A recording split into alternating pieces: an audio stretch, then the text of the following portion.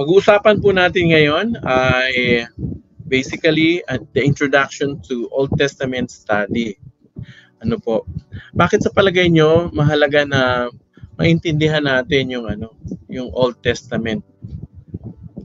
No, ayun po isa sa mga tatalakayin natin 'yan at papaano po natin mas maiintindihan yung Old Testament, yung pagkakaayos at yung bawat libro titingnan natin at tapos anong significant nito sa ating buhay. And at the end, i-conclude po natin ano yung significance ng buong Old Testament sa ating pananampalataya. Ano po? Pero bago ko po tatalakayin yung buong Bible, gusto ko pong i-share. May inihanda po ako rito isang video actually that will help us appreciate the whole Bible. Ayan. If you open a Protestant Christian Bible and look at the table of contents, you'll notice the first 3 quarters is a collection called the Old Testament. If you look at the list of books, you'll see it's made up of 39 smaller works that are grouped into 4 main sections. The first 5 are called the Pentateuch, followed by the historical books, then the poetic books, and finally the books of the prophets. Now that seems simple enough, but actually it's more complicated and way more interesting. This arrangement of the books in a single volume called the Old Testament is a later Christian tradition that developed after Jesus and the apostles. In ancient Jewish tradition, these works were all on separate scrolls and were conceived of as a unified 3-part collection called Tanakh. It's a Hebrew acronym for Torah, which means instruction, Nevi'im, which means prophets, and Ketuvim, which means writings. The Tanakh has the same books as the Protestant Old Testament, but they're arranged differently. The Torah corresponds to the Pentateuch, but the prophets consist of 4 historical narrative books, and then the 15 works named after specific prophets. After this comes the writings, a diverse collection of poetic and narrative texts. Now this 3-part design is really, really old. It's referred to in ancient Jewish texts like the Dead Sea Scrolls, the Wisdom of Ben Sira, even Jesus of Nazareth mentioned it. And that's because this 3-part shape is woven into the compositional design of the scrolls themselves. If you pay attention, you'll discover that every scroll has been coordinated by means of cross-references that link each work into the larger 3-part collection. So, who put all these scrolls together? It was a long process. Some of the famous contributors are named, like Moses or David, but most of the authors remain anonymous. In the Bible, they're simply called scribes or the prophets. These scrolls took shape throughout Israel's history as generations of prophetic scribes collected earlier stories and poems, integrated them into larger compositions, and then eventually shaped all this material into the unified library of scrolls, the Tanakh. It's clear from texts in the Psalms and Prophets that these prophetic scribes believed that God's Spirit was guiding this whole process, so that through these human words, God speaks to his people. That's why they treasured these texts, studying and composing them into a unified collection. We don't know when precisely this process was finished, but it was somewhere in the last centuries before the time of Jesus. In its final shape, the Tanakh offers a prophetic interpretation of Israel's history that claims to reveal God's purposes to rescue the whole world. And while we can't do justice to the whole collection in one video, it's helpful to get an overview of what these scrolls are all about. The Torah begins with God creating and blessing a great piece of real estate, our very good world. And God entrusts it to a creature that reflects the divine image, human, or in Hebrew, Adam. God appoints humanity to rule the world as kings and queens of creation. And the question is whether they will trust God's wisdom to discern good and evil, or seize autonomy and define good and evil for themselves. But there's another creature with the humans, a mysterious snake. It's in rebellion against the Creator, and it dupes the humans to foolishly rebel against God's generosity. As a result, humanity is separated from its divine source of life and exiled from a garden of blessing to die in a dangerous wilderness. From there, humanity keeps spreading and redefining good and evil, and things go downhill fast. They build cities plagued by violence and oppression, all leading to the foundation of a city called Babylon, where people exalt themselves to the place of God. And now the basic plot conflict of the whole Bible is set. God wants to bless his world and rule it through humans. But now, humans are the problem. They're under the influence of evil, they're stupid and short-sighted, and headed for self-destruction. And this is all a setup for God's solution. We need a new kind of human. And so God promises that a new human will come, who won't give in to the snake. In fact, he'll crush it and be crushed by it. From here, the story traces the promised lineage to a man and a woman, Abraham and Sarah. God entrusts them with the same divine blessing given to humanity on page 1.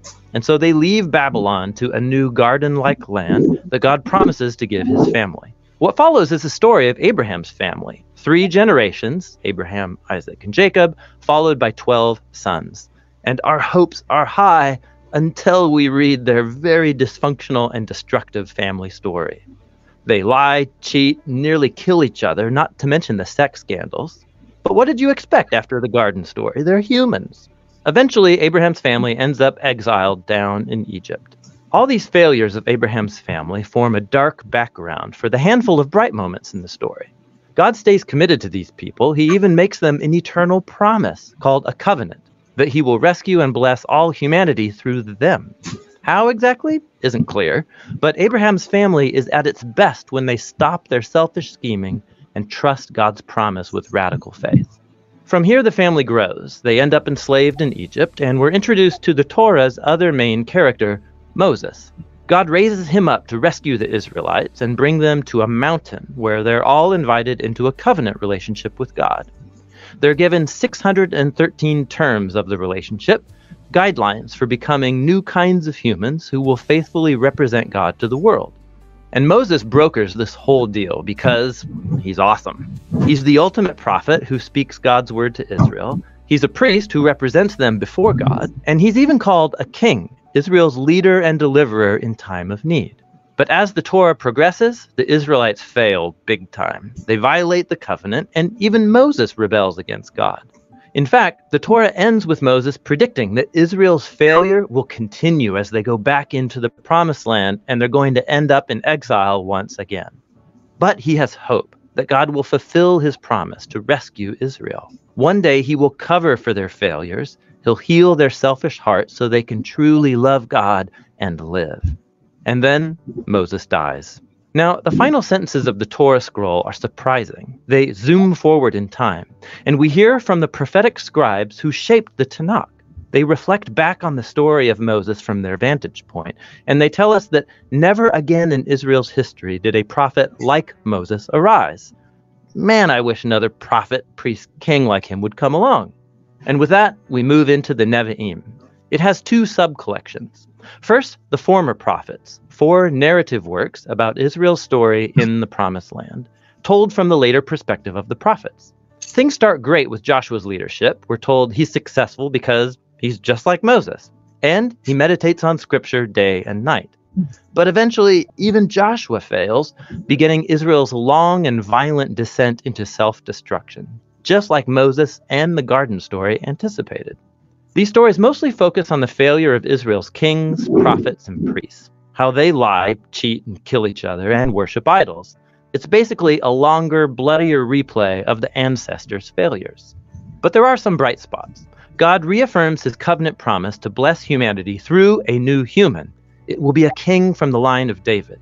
And you get some stories about people like David or Solomon who have moments like Abraham when they trust God, but it never lasts. And wouldn't you know it, the family of Abraham ends up right where they begin, conquered and exiled in Babylon. But remember, this whole story is being told from the later perspective of the prophets, and they know exile isn't the end. So they designed these stories of Israel's past as pointers to their future hope. When God does rescue his people out of Babylon, he'll send that new king who will be like Moses and David and Solomon were on their good days. In fact, this is what the second part of the Nevi'im, the latter prophets, is all about. There are 3 large and 12 short works connected to specific prophets. And this design intentionally recalls the 3 + 12 ancestors from Genesis, whose stories of failure contained the seeds of future hope. These prophetic scrolls are loaded with cross-references that link back into the narrative of the Torah and the prophets, and they carry the story further. The job of Israel's prophets was to be like Moses, to accuse the old Israel of failure and corruption, and to warn them about the looming result, the great day of the Lord, which ended with defeat and exile in Babylon.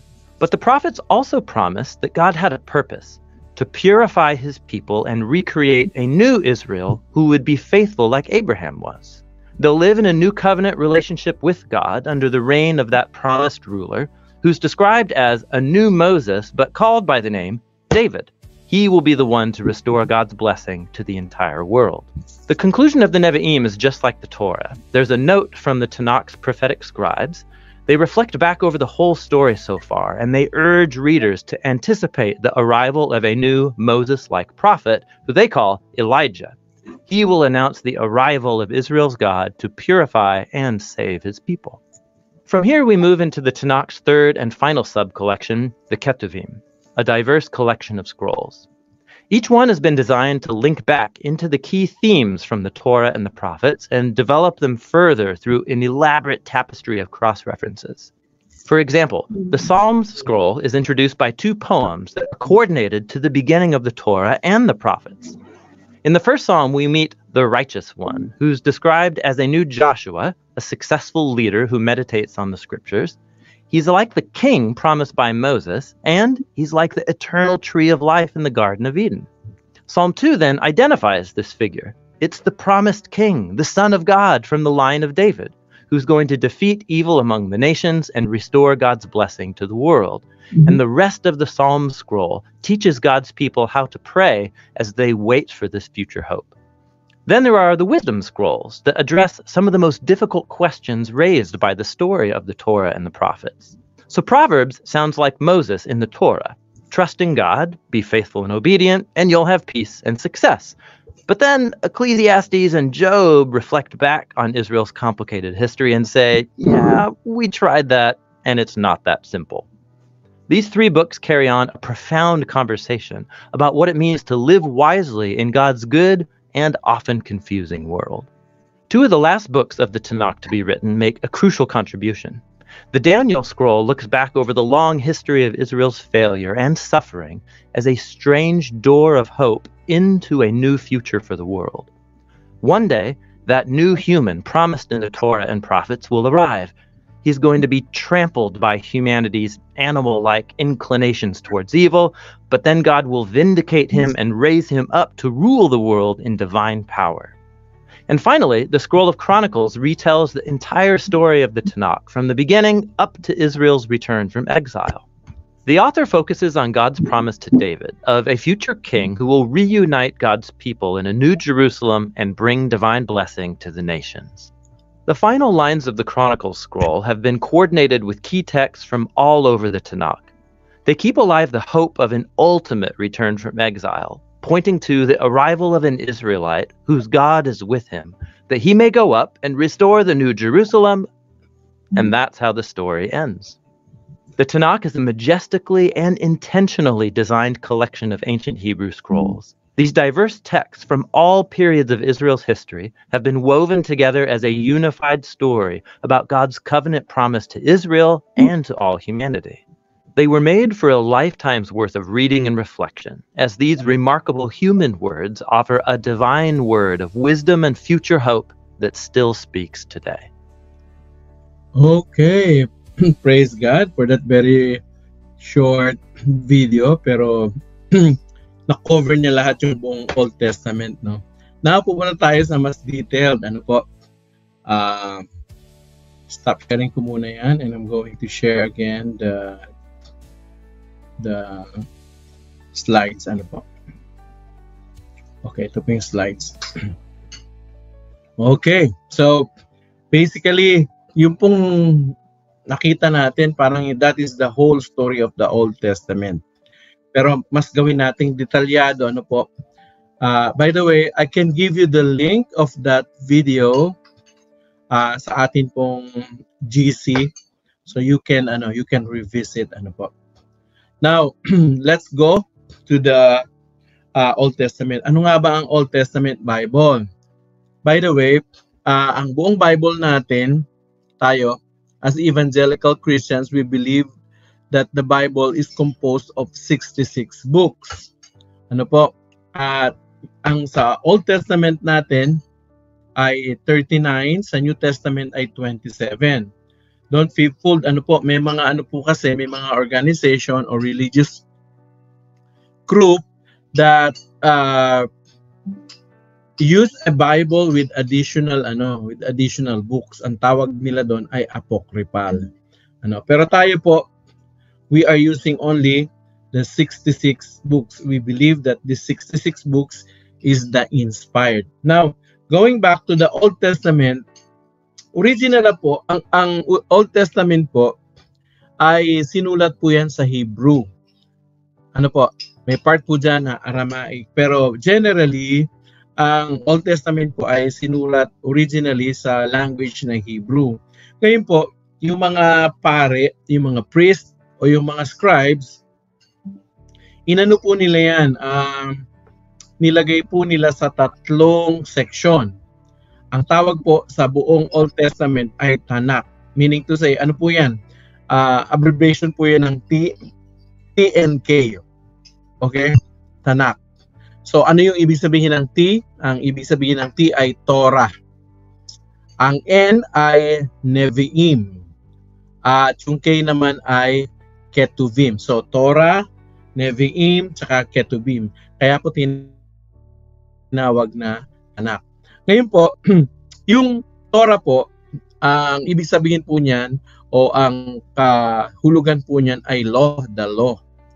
Which basically other scholars called it Pentateuch. Pag sinabi pong Pentateuch, the word Penta means 5.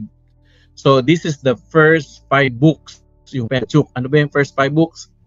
Genesis, Exodus, Leviticus, Numbers, Deuteronomy. Yan po. Tapos yung kasunod naman po, yung Nevi'im, ang ibig sabihin niyan, the prophets. Ibig sabihin po, yung mga sulat po ng mga propeta. Ngayon, sa present condition po ng Bible, yung mga Bible scholars po, hinati naman yan sa dalawa, yung prophets. Meron tinatawag na major prophets at saka minor prophets. Bakit tinawag na major prophets? Kasi yung mga sulat nila, yung writings nila mahaba. Yun lang pong ibig sabihin nun. Yung minor prophets po, medyo may iksi, ilang chapters lang. Ano po? Hindi po ibig sabihin naman yung major ay mas mataas ang kanilang ranggo at yung minor naman po mas mababa. Hindi po ganun. No? Ang ibig sabihin lang po ng major ay mas malawak o mas marami yung kanilang sinulat, mas mahaba. At yung minor prophets naman, mas maiksi yung kanilang mga isinulat na scripture. Yun pang ibig sabihin niya. Tapos yung Ketuvim naman po is referring to the rest of the stories. Meron po tayong makikitang dyan. Poetic, yung Proverbs actually is part of the poetic, at yung historical writings. Now, unahin po natin yung Pentateuch, no? Pentateuch. Ano yung Pentateuch? Yun po ay the first 5 books. Ano po? Now, ano nga yun ulit? Pag sinabing Pentateuch, paki-recite nga po, pakibasa lahat. Ready? Go. Genesis, Exodus, Leviticus, Numbers, Deuteronomy. So 5 po yan. Pag sinabing Pentateuch o Torah, alam na po natin ang ibig sabihin. So Genesis, Exodus, Leviticus, Numbers, Deuteronomy. Ayan din po yung pagkakasunod-sunod. Ito po ay pinaniniwalaan na sinulat ni Moses. Yung Genesis, Exodus, Leviticus, Numbers, Deuteronomy. Now, of course, nung nangyari yung Genesis, hindi pa naman buhay si Moses noon. Ang tanong, papaano niya nalaman na ganun nga ang nangyari? Well, mga Bible scholars po naniniwala sila sa oral tradition. Ano yung oral tradition?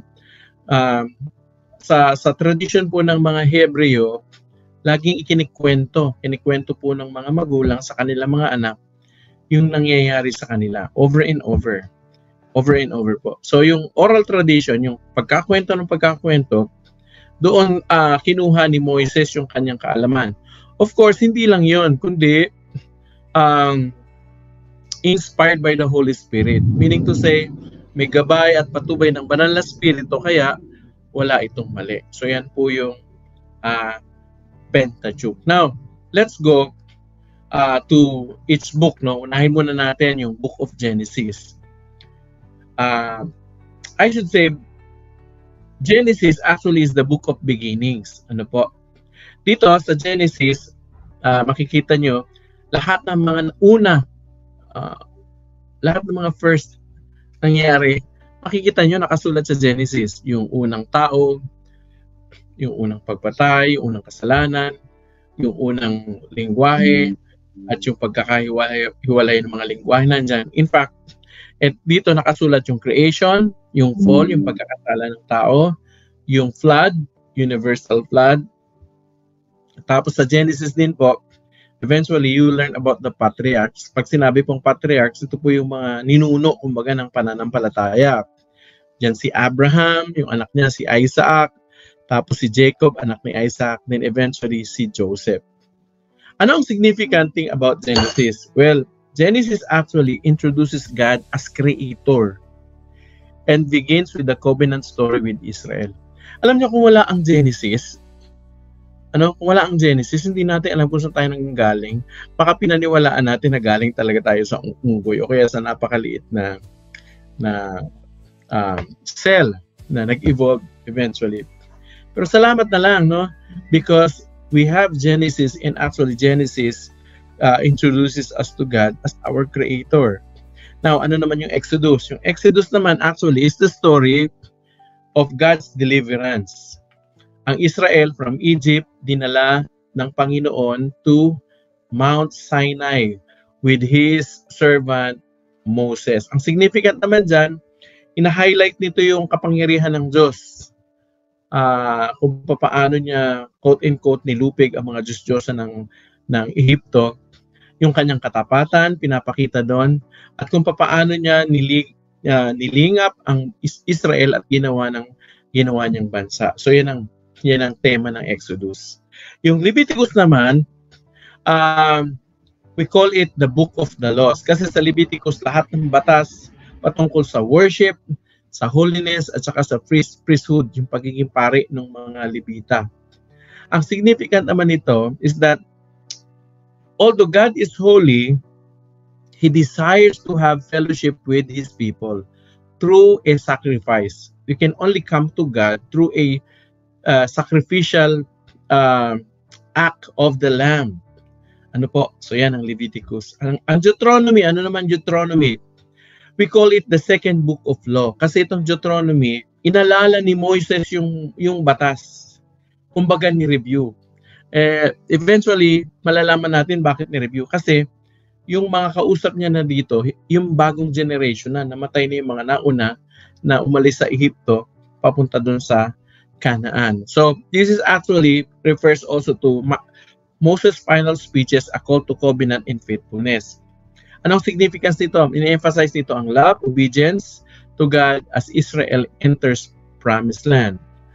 Okay, so basically yun po yung Pentateuch. Ano naman yung kasunod? Sa kasunod po, after po ng Pentateuch, pumapasok po yung tinatawag na historical books. When we say historical books, ano to? Narrative.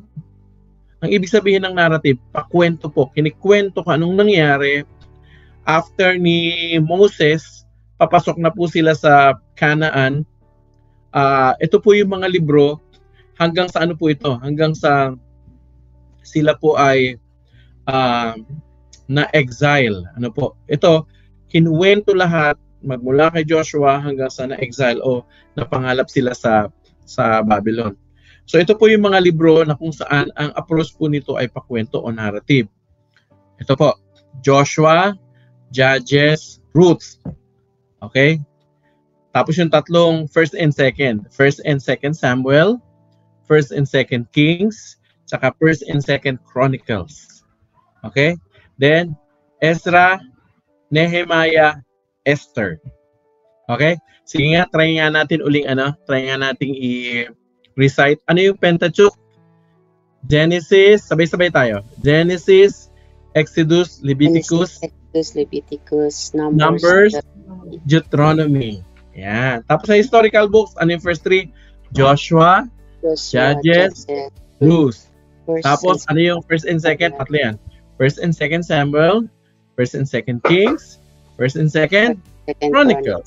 Tapos, Ezra, Nehemiah, Esther. Okay? Ang goal natin, makabisa natin tong para nang sa ganun, pag sinabi pa lang ni pastor, ay binuksan saan to sa Esther, alam mo na yung pagkakasunod-sunod. No? Alam nyo, pagkabisado niyo yung pagkakasunod-sunod ng Bible, mabilis magbuklat, di ba? So ulitin natin, Genesis, Exodus, Leviticus, Numbers, Deuteronomy, Joshua, Judges, Ruth, 1st and 2nd Samuel, 1st and 2nd Kings, 1st and 2nd Chronicles. Tapos Ezra, Nehemiah, Esther.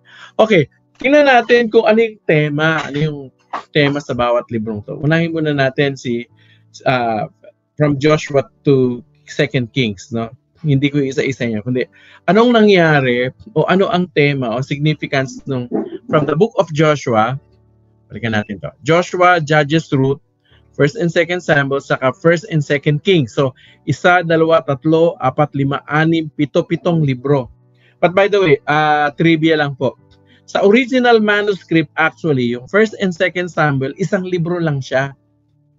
Hinati lang siya ng mga scholar kasi sobrang haba. Yung 1st and 2nd Kings, ganun lang din. Isang libro lang din as 1st and 2nd Chronicles. Sa sobrang haba po, hinati po siya ng mga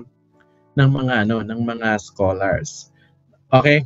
So, tingnan muna natin yung Joshua, Judges, Ruth, 1st and 2nd Samuel, saka 1st and 2nd Kings. Ano nangyari doon? Okay. These books actually tells about the conquest of Canaan. Ibig sabihin, magmula po nung nilabas ni Moses ang mga Israelites from Egypt, sa time po ni Moses, hindi pa po sila nakapasok. Nakuha nyo? At yung original people na lumabas sa Egypt, papuntang Canaan, lahat po nagkandamatay na yun. So, there's another generation actually that are going into the promised land. So, si Joshua ang nag-lead doon sa mga Israelites na yun, papunta sa Canaan. And eventually, Joshua actually was the leader that God used to conquer Canaan. Pero hindi po agad-agad na conquer yun. Nakuha nyo? Pagkatapos po ni Moses, lumabas po yung mga judges. Pagkatapos po ng judges, humingi po ng hari ang mga Israelita. Nakita kasi nila sa palibot ng kanilang bayan, pinaghaharian ng mga hari. So, ang naunang hari po na pinili ay si Saul, tapos pinalitan po ni David, then si Solomon. Sila po yung, ang tawag natin dito ay United Kingdom. Iisa pa lang po yung kabuuan ng Israel ay iisa, hindi pa sila nahati. But eventually, something happened. Nagkaroon po ng Southern Kingdom saka Northern Kingdom. Na-divide po yung kingdom. Pagkatapos po nun, dahil nagkasalang Israel, sila po ay nagpangalat. Sila po ay nadala sa Babylonia. Anong significance ng books na ito? Well, in these books, God shows His sovereignty. Ano ibig sabihin yan? Dito sa mga librong ito, pinapakita na ang Diyos ang may control ng lahat. Nyo? Kontrolado ng Panginoon ang lahat. Yung pag-angat ng Israel hanggang sa pagbagsak nito, alam ng Diyos ang ginagawa niya. At pinapakita din dito yung katarungan ng Panginoon, justice, God's justice. Ano ibig sabihin ng God's justice? That ang ibig sabihin po niyan, He will not let sin unpunished. Ang ibig sabihin po, talagang pinaparusahan ng Panginoon ang kasalanan. Nakuha niyo, ang bawat kasalanan ay may katapat na kaparusahan sa harap ng Panginoon. So dito pinapakita na ang Diyos ang may control ng lahat ng bagay at siya ay isang matuwid na hukom. Nakuha niyo. So yan ang Joshua to Kings. Yung kasunod naman po, ano naman yung 1st and 2nd Chronicles? Well, basically, this is retelling of Israel history. Parang mapapansin niyo po sa 1st and 2nd Chronicles, parang may mga naulit na kwento doon sa 1st and 2nd Samuel, 1st and 2nd Kings, parang may inuulit na kwento. Totoo po yun, may mga naulit na kwento dito sa 1st and 2nd Chronicles. Pero po, dito kasi, ang tuon, nakafocus sila doon sa tamang pagsamba at hindi lang doon, tinitrace yung linya o yung lahi ni David. Kasi po may pinangako from Genesis pa lang po, which is pag-aaralan natin sa susunod na linggo. Sa Genesis pa lang po, pinangako na ng Diyos, matapos na ang tao ay magkasala, pinangako na ng Diyos na merong tagapagligtas. At yung tagapagligtas na yon ay papanganak, no? Ang tawag nga po doon ay seed of Eve, no? Yung binhi ng babae. Which means, ang ibig sabihin ng binhi ng babae, yung darating na tagapagligtas ay ipapanganak ng isang birhen. Kasi lalaki lang po talagang may binhi. Ngayon po, yung ano pong yun, yung seed. Ano po, ititrace po natin yun. Kaninong linya, sinong pamilya, sino ang kalululuhan hanggang sa. Basically, yun pong ginawa ng Chronicles. Kinikwento niya yung linya ni David. Kasi pinangakuan din ng Diyos si David na ang trono niya ay hindi matatanggal. So basically, dadaan sa linya niya o sa lahi niya yung tagapagligtas. Nakuha niyo po. Anong significance ng 1st and 2nd Chronicles? Well, ito ay nagpapakita ng pag-asa. Saan? Doon sa mga napangalat na mga Israelita dahil nga sa kanilang pagsuway. Dito pinapakita ng Panginoon yung kanyang pangako na kahit sila ay nagkalat dahil pinarusahan niya nga, siya rin ay nangako na ibabalik sila. So basically, yan ang significance ng 1st and 2nd Chronicles. Now we come to Ezra and Nehemiah. Nakuha niyo po, Ezra and Nehemiah. Sa Ezra and Nehemiah, pinapakita dito yung pagbabalik na. Diba sa 1st and 2nd Chronicles, ang pangako ng Diyos na iipunin sila. Dito sa Ezra and Nehemiah, nagsisimula nang bumalik yung mga Israelita from the exile. Galing sa pagkakabihag sa Babylonia. Lumipas pang matagal na panahon, ay bumabalik na sila. At nung bumabalik na sila, si Ezra at si Nehemiah, sila naman yung naging kasangkapan ng Panginoon para i-rebuild yung Jerusalem. Yung wall ng Jerusalem at the same time yung temple ng Jerusalem. Anong significance yan? Ang ibig sabihin niyan, God restores His people. Siya mismo ang nagpapanauli sa maayos na kalagayan ng kanyang mga tao. At hindi lang yun, nananawagan siya sa kanyang mga tao na maging tapat sa kanilang mga ipinangako sa Panginoong Diyos. So basically, that's Ezra and Nehemiah. Now, itong Esther ay kakaiba itong kwentong ito. Kasi ang Esther is the only book actually where the name of God was not mentioned. Nakuha nyo? Pero you will see, although directly God's name is not mentioned, but you will see in all of the stories that God's providence is actually on His people. When we say providence, ito yung biyaya ng Panginoon, yung kanyang binibigay na pangunguna, inaayos niya sila. Ang significance nito ganito. Pinapakita nito, ipinipinta nito actually yung pagkilos ng Diyos sa tao.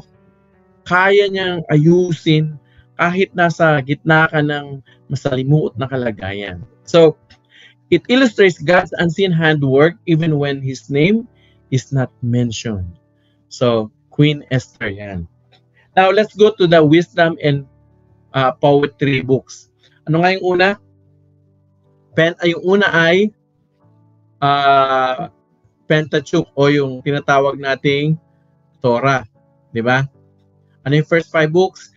Genesis, Exodus, Leviticus, Numbers, Deuteronomy. Ano yung sumunod? Historical books. Ano pa? Historical books. Ano nga yun? Joshua, Judges, Ruth. 1st and 2nd Samuel, 1st and 2nd Kings, 1st and 2nd Chronicles. Tapos ano pa? Ezra, Nehemiah, Esther. Okay, nasa Esther na tayo. Ngayon, ang kasunod po sa Bible, makikita nyo, after ni Esther, ang kasunod po niyan, Job, si Job na. Yung kwento ni Job. You will see, may maliit na narrative o kwento tungkol sa buhay ni Job. Pero, basically po, yung entire book of Job is written in a poetry form. Parang patula siya. So, kaya sinama po siya sa tinatawag na wisdom in poetry books. Ano po yon?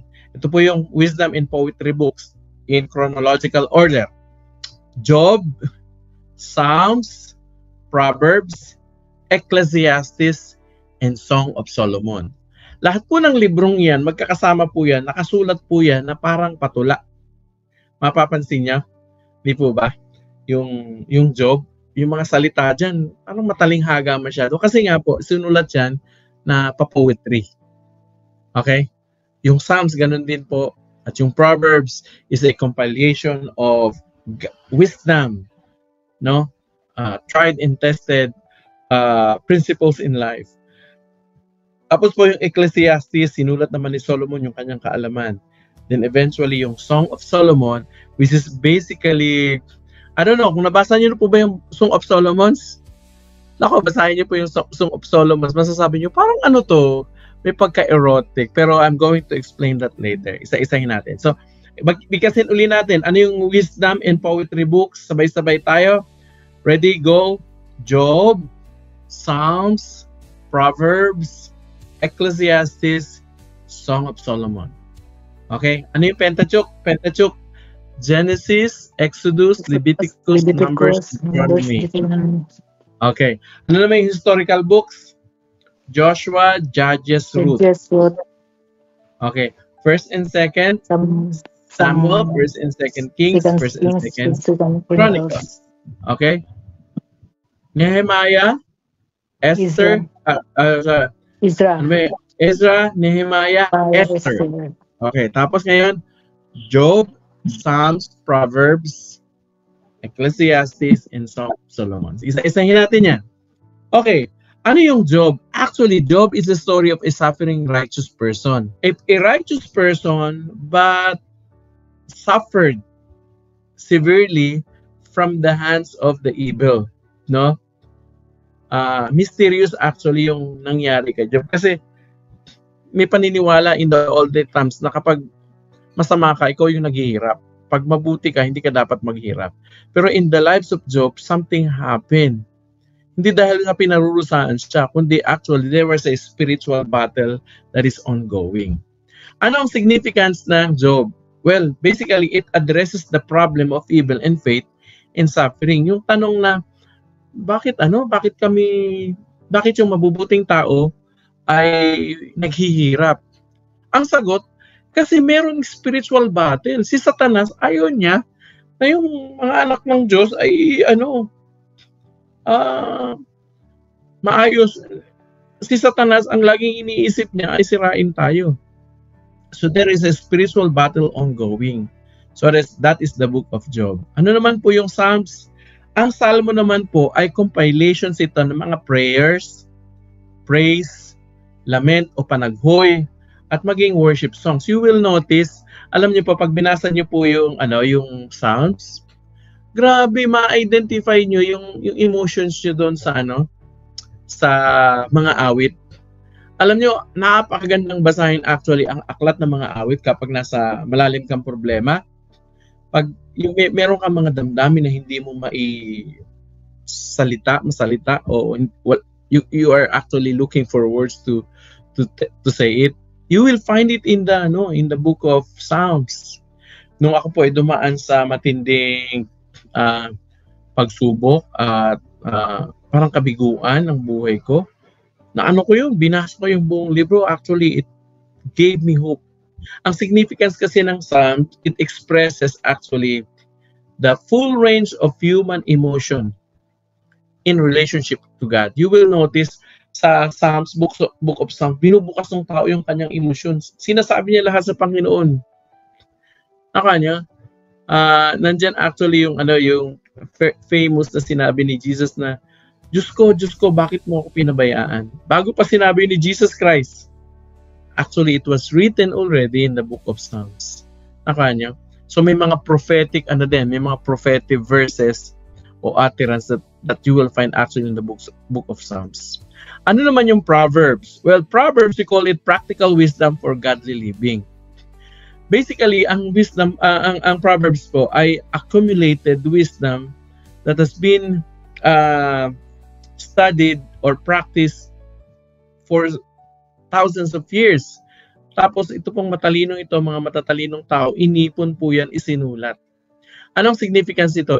Ini-encourage nito yung moral at spiritual discernment. Meaning to say, bago tayo magsalita, bago tayo makipag-partnership sa kung ano pa man, businessman yan, pag-aasawa, bago tayo gumawa ng aksyon, ini-encourage tayo ng Book of Proverbs na tingnan mo na, i-discern mong mabuti, tama ba yan? Moral ba yan?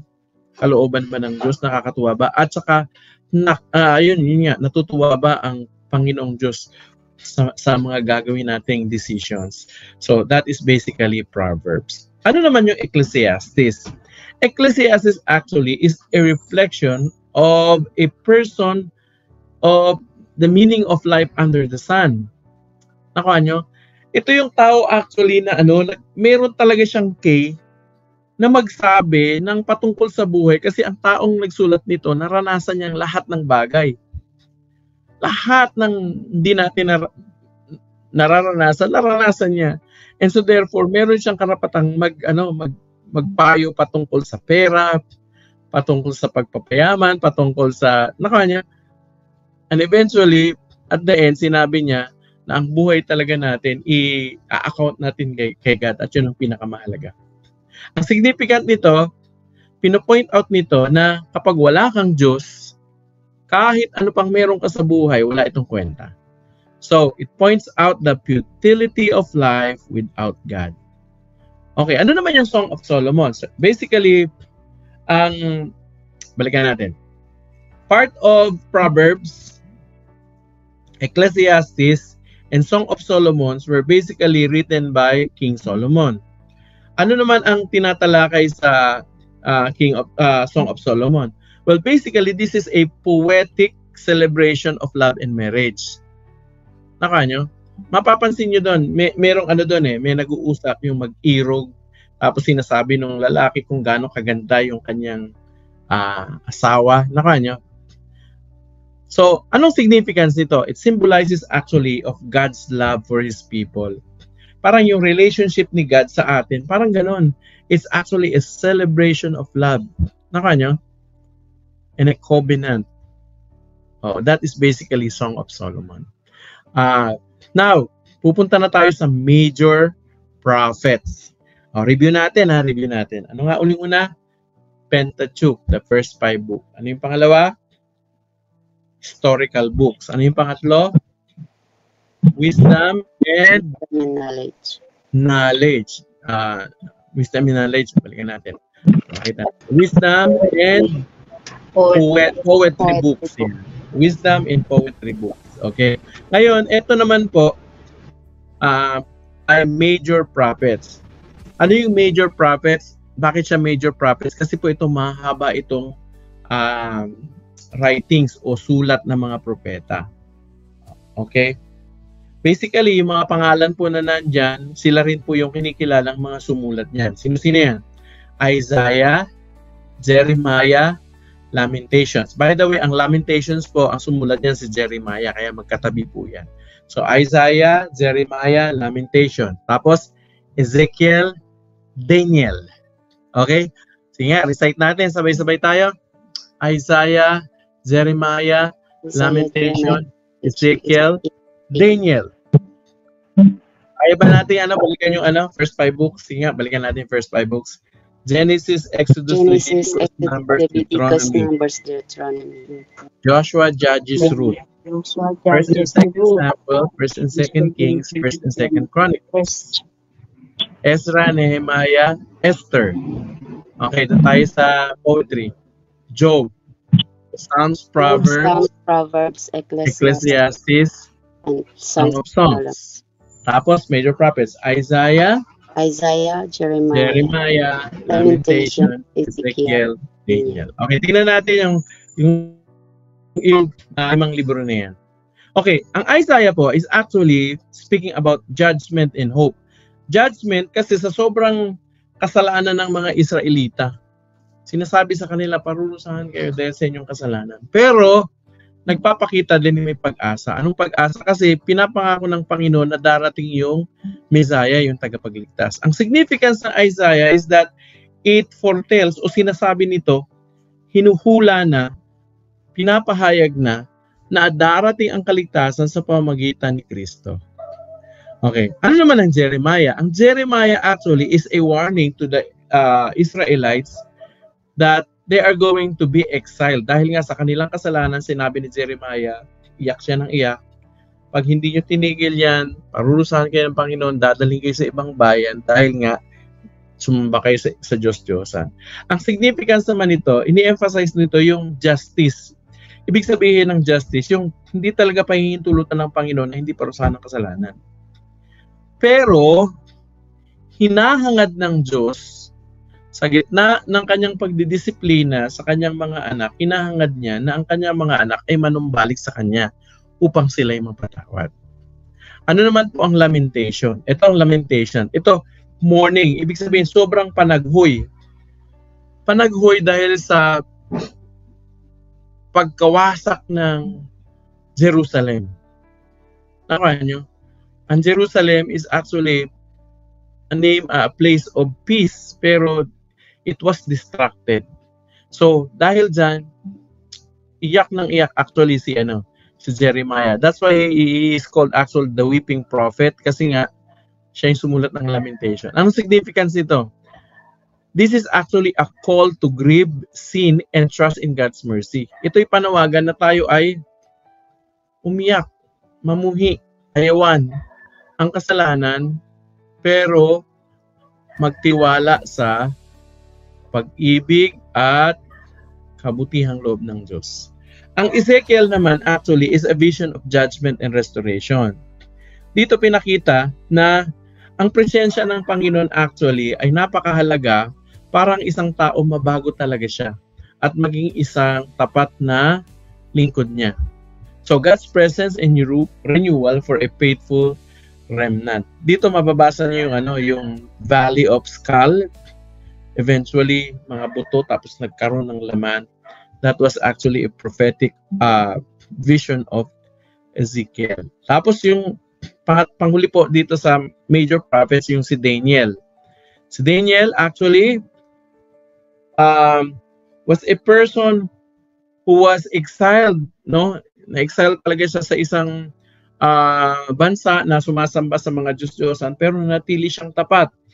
So Daniel speaks about faith even in exile. And of course, God's sovereignty over nation. Kahit parang natalo sila, nag-ipi sila, pero pinapakita dito na ang Panginoong Diyos actually ang nagtakda, kontrolado niya ang nangyayari kahit sa ibang bansa. Ang significance nito, ini-encourage tayo na magtiwala sa Panginoong Diyos, sa kanyang kaharian na darating kahit nasa gitna tayo ng pagsubok. Naalala niyo yung leon? Kahit ihagis si Daniel sa leon, nagtiwala siya dahil alam niya ang Panginoon ang kasama niya. Okay, pumunta na tayo sa pinaka-last. Ito yung tinatawag na minor prophets. Minor prophets. Bakit siya tinawag na minor prophets? Well, basically, kasi maiksi yung kanilang sulat. Okay? Ginawa ko po 4-4 para madali nating makakabisa. So ano to? Hosea, Joel, Amos, Obadiah. Hosea, Joel, Amos, Obadiah. Tapos, Jonah, Micah, Nahum, Habakuk. Jonah, Micah, Nahum, Habakuk. At Zephaniah, Haggai, Zechariah, Malachi. Medyo may rhyme, di ba? Sige. Basahin natin, sabay-sabay tayo para mag-stick sa mind natin. Okay.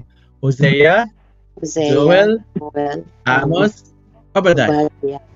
Jonah, Micah, Nahum, Habakuk. Zephaniah, Haggai, Zechariah, Malachi. So yun po yung pinakahuli, yung Malachi. Now, ito po yan.